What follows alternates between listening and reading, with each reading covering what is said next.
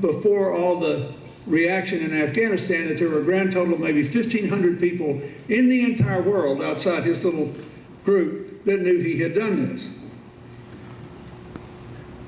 Someone in Afghanistan seeking to exploit the division thought, oh, I can make hay out of this, and essentially convinced a lot of people that somehow this represented some vast movement in America and they had to go get Americans, and then when they couldn't find any Americans to take vengeance on, they just killed several people who worked for the United Nations. Next best thing. I was honored by that. We do look like the United Nations in America. Look around here. But listen to this. So here's a guy that does something that was really stupid and wrong, and no one knows it except a handful of people that get on an obscure website. And someone who thinks just like this guy does on the other side says, oh, I can use this to get those people all torn up and upset. Remember what Drew Barrymore said, you know, that you make choices about your life, about how to spend your time, and you spend your time basically growing out of how you think and feel about what matters.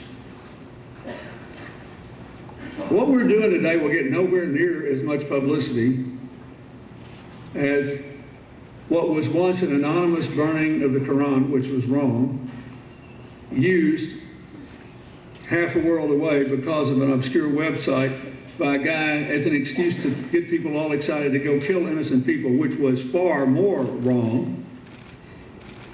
And the man who did it wouldn't allow nearly as much religious liberty to the people under his control as we allow in America, which has allowed Islam to become the fastest growing religion in this country because we have freedom of religion and because people can do whatever they want.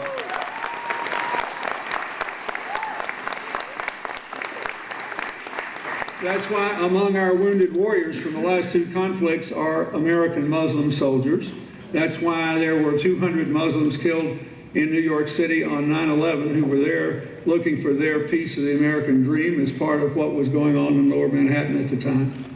I say that because this has got to be a metaphor for the way the 21st century world works. You either think your differences are all that matters, or you think our common humanity is more important, and you look for ways to lift yourselves up by lifting everybody else up. That is at the core.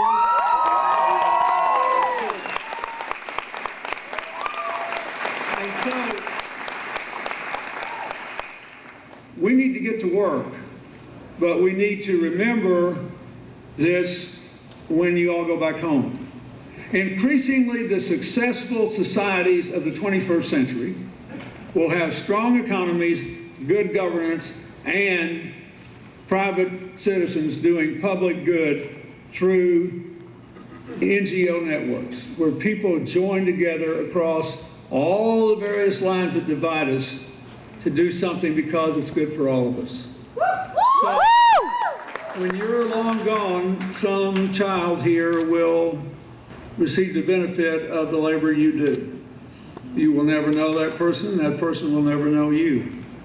But if the child is better off and has a better chance to live a successful life, then what you did here will echo across your lives and the children you someday have, and it will feed across each other.